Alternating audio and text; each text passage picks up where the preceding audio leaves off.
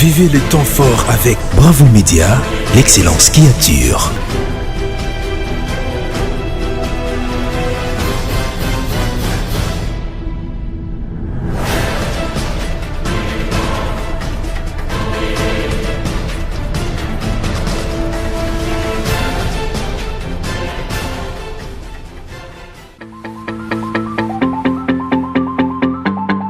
Mesdames et messieurs, bienvenue dans notre émission. Aujourd'hui, nous avons le réel plaisir de recevoir pour vous Monsieur Daniel Bumba. Il est le conseiller économique de Félix Tshisekedi. Il est aussi candidat à la provinciale commune de Kinshasa. Bonsoir Monsieur Daniel Bumba. Bonsoir cher ami. Ok, merci Daniel Bumba. Nous allons parler aujourd'hui à propos des enjeux politiques de l'ère. En fait, nous allons parler un peu des rapports et élections. Tant au rapport et élections, qu'on est un point de presse. Réaction non par rapport à rapport et élection aux Isaki prévu le 23 et comme le 30 décembre 2018. Réaction il y a condamnation. Il y a condamnation par rapport à rapport parce que tout était censé être à l'après. Comme on dit, gouverner, se prévoir. Il fallait que nous soyons à la prévue pour que l'élection soit le 23 décembre. Mais bon, évoquer la raison, évoquer. Mais pas si c'est au cas moi, parce que le fait de rejeter qui appuie sur la communauté internationale, dans le cadre de la logistique, tout le monde sans s'y refus en été.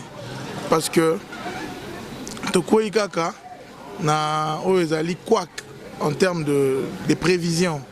Bon, quand cela ne tienne, le président a levé l'option, habite au Kende, va proposer sur l'élection les 30, et sur les 30, va organiser l'élection, la population va se prendre en charge. Et aussi, à quand même, de continuer la campagne pour que tu respectes même l'esprit de la loi qui dit qu'il faudrait que 24 heures avant campagne, avant élection, campagne est continuer. Donc, il y a un sauté parce que tout a été dit. Le communiqué, l'adresse du président a été, président Félix Tshisekedi, j'ai dit bien, candidat porteur du changement au numéro 20. Donc, l'adresse à ça, les acquis déjà suffisants pour te comprendre par où nous allons. Donc, le peuple est cependant en charge, ceux qui au 30 décembre vont accorder sur l'élection, parce que le lot est toujours juré que par l'alternance.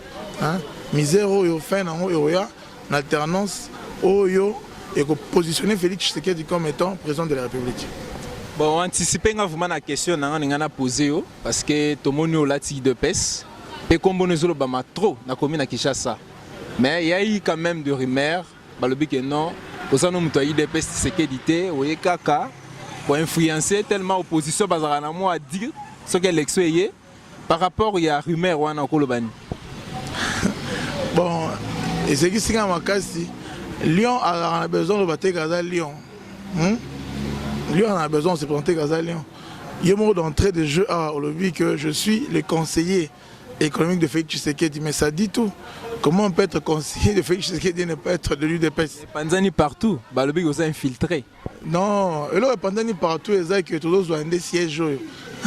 Comme Kinshasa, Daniel Bumba. Impact, il y a Daniel Bumba, il est tellement macasse, tout le monde a un changement de numéro. Vous avez dit 34 et au commis 36. Ils ont dit à quoi? Bon, ils ont dit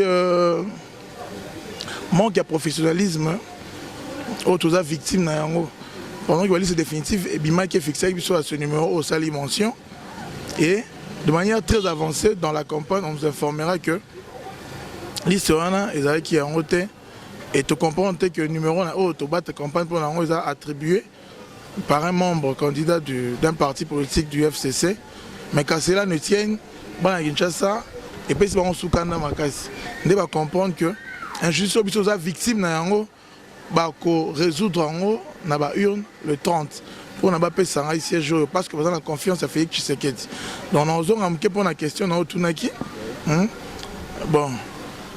Au moins une position où il y a confiance dans Kinshasa basali biso, bana confiance basali biso, les autres tinda laboratoire mon soir en mal de positionnement, il y a qui n'a pas position mais lui on a besoin de basali onté. Moi je n'ai fait que ça dans la vie. Je partais à l'école, à l'église, et je suivais la politique. Je suis parmi les jeunes gens au bas de chance. Il y a eu auprès de Félix Tshisekedi. Plaisir n'a pas amené une vie et Zalara. N'a pas amené l'Obama comme Félix Tshisekedi a considéré conseiller occulte dans un document, si tu voudras bien au monde, hein, où j'ai été membre de la stratégie pour repérer sa conseil dans mon tournée le roi Etienne Tshisekedi. Et là, vous avez dit que par rapport à l'impact où vous avez vraiment dans la commune de Kinshasa. Parce que si vous avez cité le candidat au bazar favori dans la commune de Kinshasa, vous avez Daniel Bumba en première position.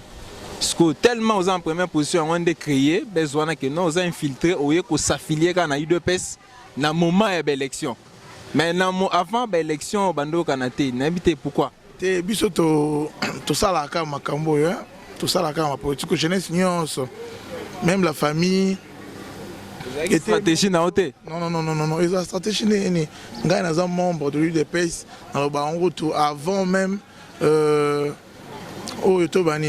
droit statutaire et permettre.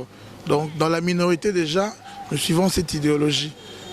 Majorité Koutibiso na Marambo, Tokoli na yango, nous avons été longtemps aux côtés de Etienne Tshisekedi. So bukana ba makolo, tokota ba hôpitaux, toka ba lacrymogène tongo. Et demeurer kaka, tous fidèles na kata bitumba oyo. Et aussi, le président Félix a bien voulu nous élever dans ce rang que nous occupons auprès de lui, comme étant son conseiller en charge de questions économiques. Donc, il a privilège. Il y a un peu de commissariat particulier.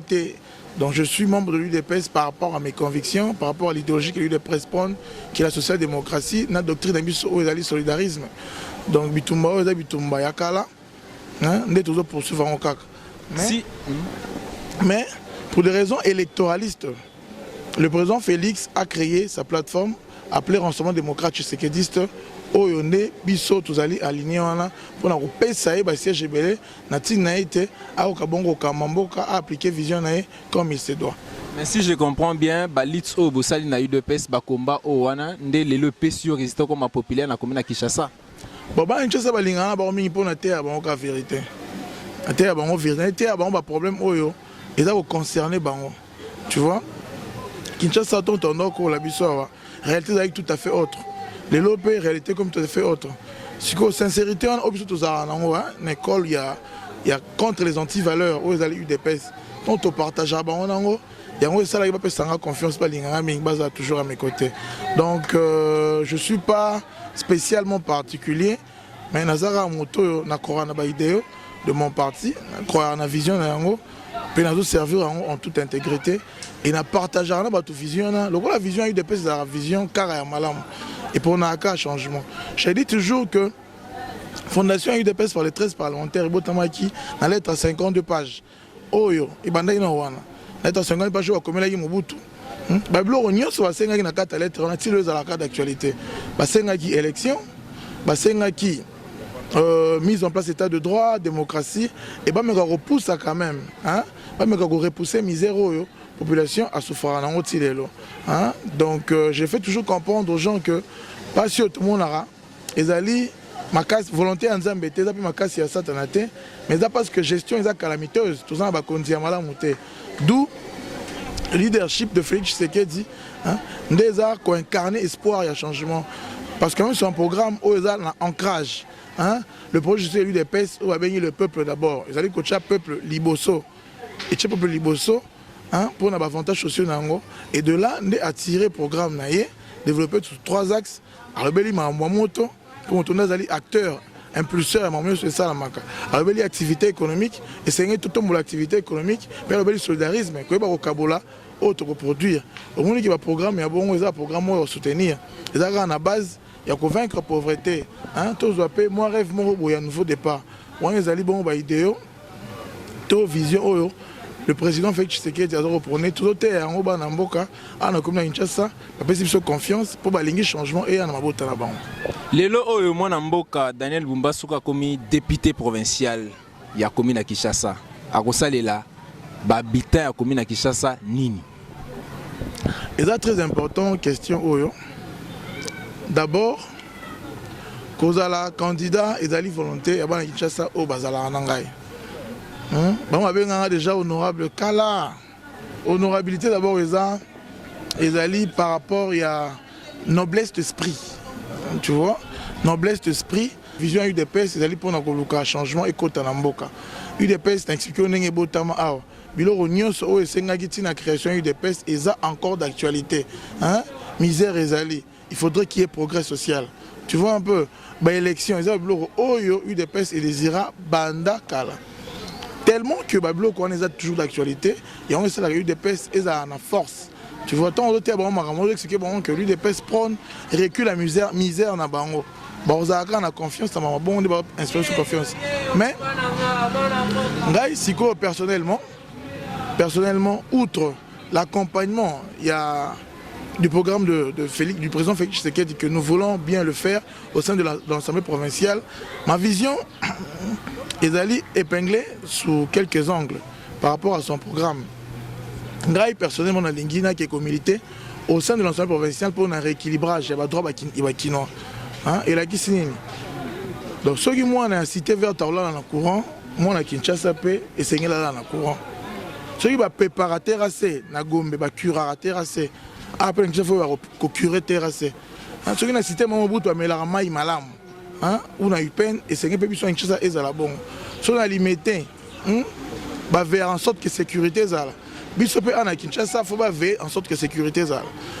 Ceux qui ont Gombe, sécurité est vraiment extrême urgence. Il faut bisopé là. Alors, équilibre en Tolingi, tout le monde est de l'Assemblée provinciale. Et en deuxième point, tout le monde proposé Edith pour la formation, encadrement en jeunesse. Jeunesse Nabiso est victime d'abord. La famille de Bozomona, Oyo, Kuluna, Ujana, on va être victime. Tu vois?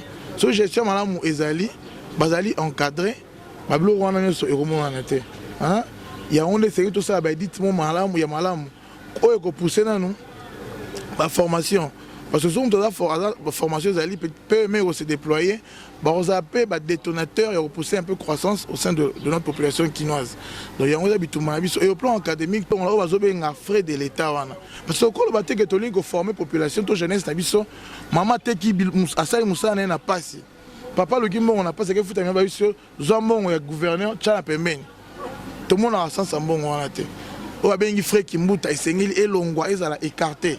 Hein? Tu proposais Edith dans ce sens-là. Et au troisième point, tu aurais renforcé le contrôle parlementaire. Parce que le loyo, Assemblée provinciale, est comme une caisse à résonance du gouverneur. Oh, ils ont mal monté. Parce que Mboka faut Kabama na équilibre. Tu as dit que le lobby, le lobby et vous avez les lotés, mais il faudrait un principe et ça. Parce que ceux qui contrôlent parlementaire, les effectivités, nous sommes peu tambola monté. Moi, tout à Kinshasa, tout mis presque enclavé. Boka César Okufa, Wanga César Okufa, Kabamba n'en parlons pas, Kabine n'en parlons pas. Nous sommes des Morolandela. Bambongo y a travaux à Boka César, Bambongo et Bimar. Entreprise et un tracteur, le binango est mais si Bambongo Ndambo, nous sommes essayés malin monté. Mais bilo quoi, on a séné provincial, or la voirie est en charge du gouvernement provincial. Au sein de l'Assemblée provinciale.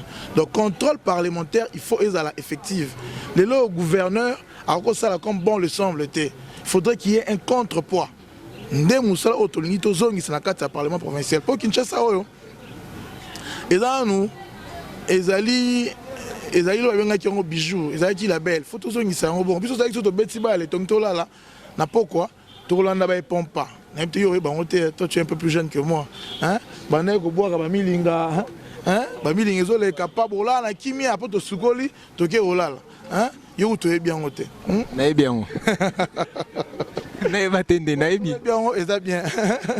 Sauvé bien, ça bien. Hein? Donc, ça tire là, oh, avion, les cabos, et bois qui est insecticide, bilo, on est à la société. Donc, ceux qui les lobent dans la zone à qui va voter Daniel Bumba Blo dans la zone. Torobunda n'a qu'à l'Assemblée provinciale pour que le contrôle parlementaire soit effectif. Tu vois?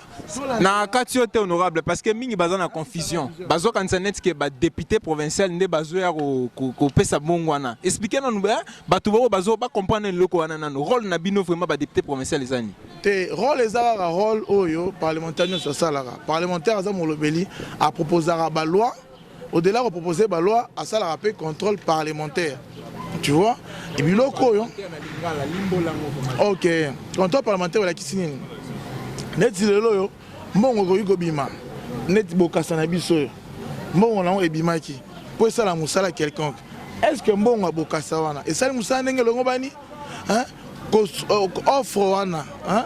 appel d'offre on esa na condition ndenge sengelaki bato balelo meya te na kati ni ne sali que mbongo abokasa bimaki mais bokasa sala matin ni ne sali que plateau oyo ti lo balobelaka yango te o mbongo ezalaki ya loué ta mosusu mpona kosala boye esalama comme esalamité.